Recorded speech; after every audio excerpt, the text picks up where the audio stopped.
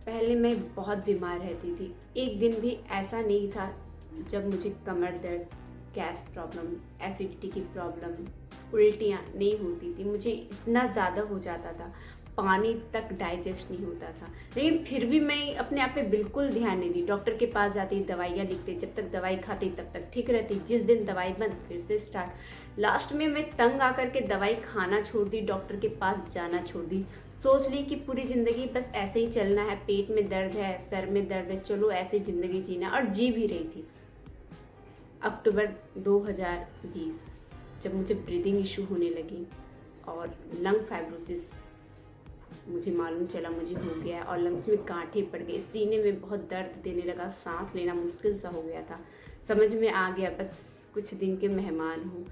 तब जा कर के मैं अपना लाइफस्टाइल को चेंज की। जो गलतियाँ मैं करती आ रही थी, उसके पहले मैंने अपने आप को बिल्कुल टाइम नहीं दिया, कभी ध्यान ही नहीं दिया कि ये प्रॉब्लम आगे चलकर बढ़ सकती। बहुत लाइटली ले रही थी।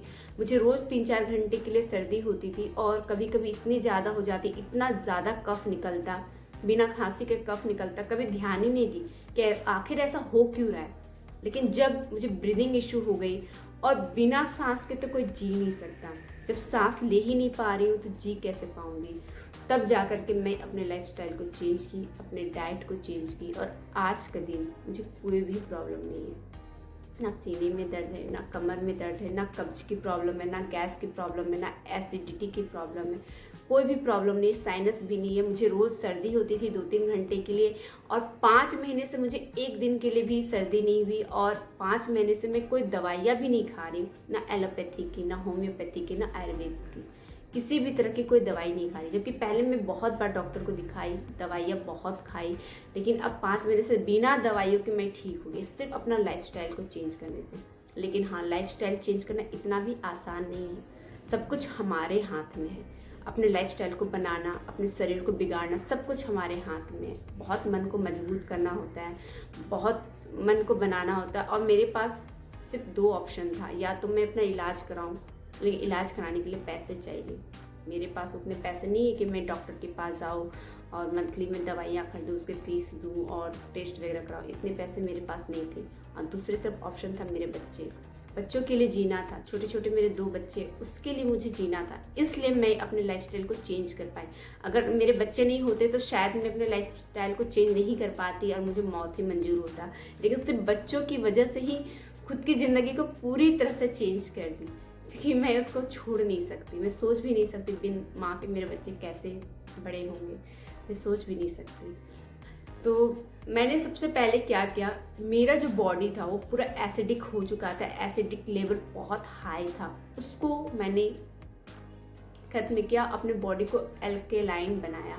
एल्केलाइन बनाने के लिए वैसा खाना खाना पड़ता है, एल्केलाइन फूड खाना पड़ता है, प्राणायाम करना पड़ता है, पूरा एक माहौल बनाना पड़ता है कि पूरा बॉडी एल्केलाइन हो जाए। एसिडिक लेवल हाई जो था उसको ख़त्म करना था, फिर प्राणायाम करना था। प्राणायाम बहुत ज़रूरी है। अनुलोम विलोम और कपालभाति, इस 2 प्राणायाम को मैं सबसे ज़्यादा इम्पॉर्टेंट देती हूँ, क्योंकि मैं सिर्फ और सिर्फ यही 2 मेनली करती हूँ। कभी कभार कुछ आसन कर ली, भुजंग आसन मुझे बहुत ज़्यादा पसंद है, तो मैं प्राणायाम में अनुलोम विलोम ज़्यादातर करती थी। और 1 घंटा कपालभाति मैं ज़रूर करती हूँ, चाहे सुबह 1 घंटा कर लूँ या सुबह शाम आधा घंटा कर लूँ, जैसा जब समय मिल गया। इस तरह से मैं अपने आप को पूरी तरह से चेंज कर दी। मैं इतना खाना खाती थी, बार बार खाना खाने का जो आदत था उसको चेंज की। बहुत भूख लगती थी, बहुत ज़्यादा, और हर घंटे में खाती थी, या 2 घंटे 3 घंटे भी गैप हो जाता था तो मुझसे बर्दाश्त नहीं होता था। खाने का इतना गंदा आदत था। तो ये जो बार बार खाने की जो आदत है ना, ये बीमारी का कारण बन जाता है। बार बार नहीं खाना है। बार बार खाने से हमारा खाना डाइजेस्ट नहीं होता। जब मैंने एक बार खाना खा लिया, 5-6 घंटे तक दूसरा कुछ खाना नहीं चाहिए, ताकि जो मैंने खाया वो पूरी तरह से डाइजेस्ट हो जाए। उसको डाइजेस्ट करने के लिए हमें समय देना चाहिए। सुबह तो मैं नाश्ता नॉर्मली फल ही खाती हूँ, फल और ड्राई फ्रूट्स खाती हूँ, कोई अनाज बिल्कुल नहीं लेती। ये चेंजेस है सबसे पहले। अनाज से मैं 2 टाइम लेती हूँ। और जब मुझे ब्रीदिंग इशू हुआ था, जब लंग्स फाइब्रोसिस मुझे मालूम चला कि मुझे हो गया, तब मैं अनाज पूरी तरह 1.5 महीने के लिए पूरी तरह से छोड़ दी थी। मैं बिल्कुल अनाज नहीं खाती थी 1.5 महीने तक। लेकिन जब 1.5 महीने के बाद मुझे लगा कि हाँ, मैं अब ठीक हो रही, कोई सिम्टम्स मेरे अंदर नज़र नहीं आ रहे थे, तब जाके मैंने अनाज खाना शुरू किया। और अनाज भी बहुत कम मात्रा में खाती हूँ, बहुत ज़्यादा नहीं खाती। मैं ग्रीन वेजिटेबल ज़्यादातर खाती हूँ और उसी से अपना पेट भरती हूँ।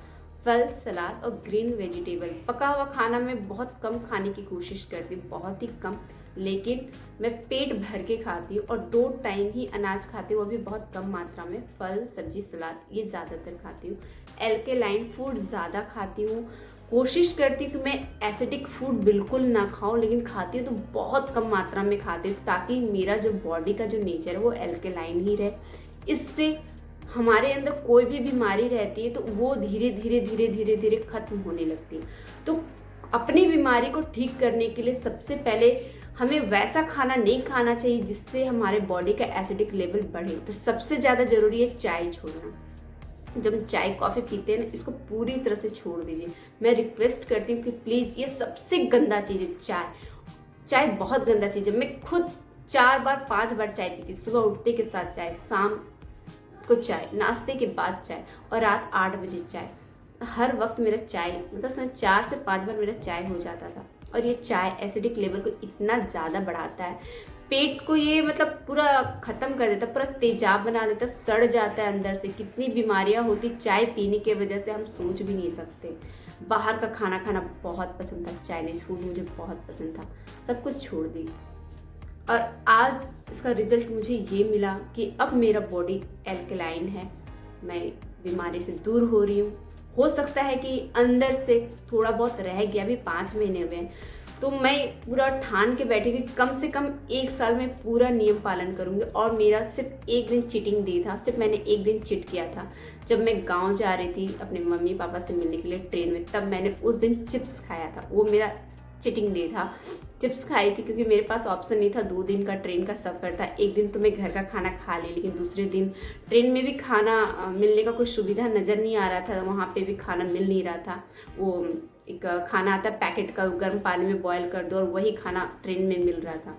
तो मैं थोड़ा चिप्स खा ली, बच्चे खा रहे थे तो चिप्स मैं खा ली, वो मेरा चीटिंग डे था। और 5 महीने से मैंने बाहर का कुछ भी नहीं खाया, इतना कंट्रोल करके खुद को रखी हूँ, तब जा करके आज मैं ठीक हुई हूँ। अगर आपके अंदर बीमारी है और आप सोचते हैं किसी डॉक्टर को दिखाएंगे, दवाई मिलेगा, उसको खा करके ठीक हो जाएंगे, तो आप वो कीजिए, लेकिन साथ ही साथ आप अपने एसिडिक लेवल को ख़त्म कीजिए। आप अपने बॉडी को एल्कलाइन बनाइए, तब जा कर के आप स्वस्थ होंगे।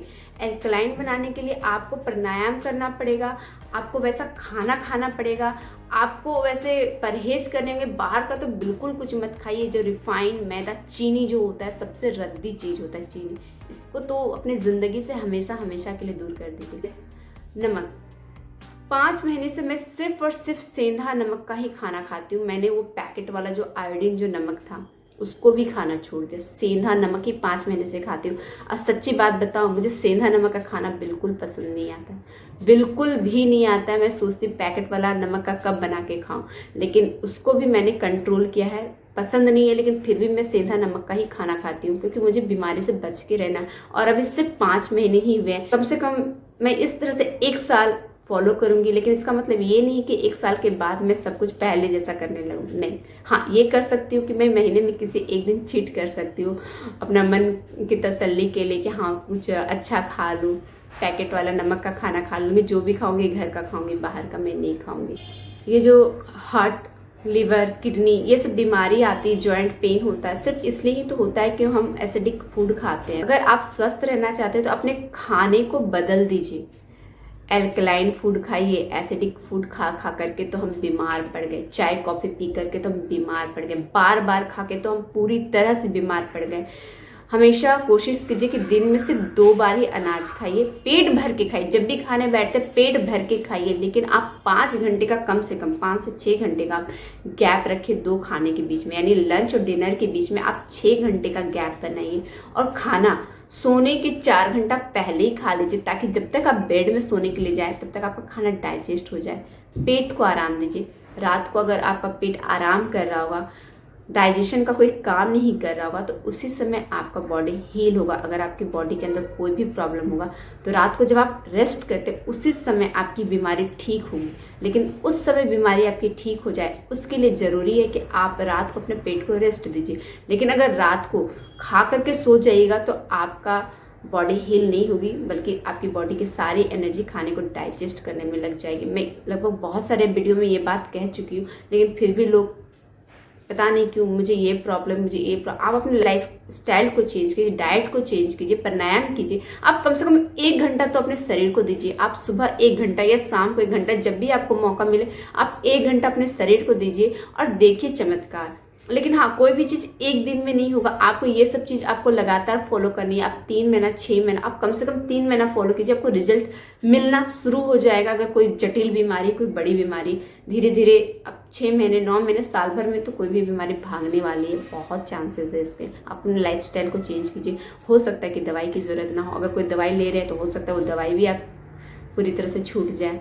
तो मैं हूँ दीप्ति जायसवाल। आपको मेरा ये वीडियो कैसा लगा आप कमेंट में ज़रूर बताइएगा और लाइक ज़रूर कीजिएगा, ताकि ये वीडियो और लोगों तक पहुँचे और वो भी बीमारी से छुटकारा पा सके।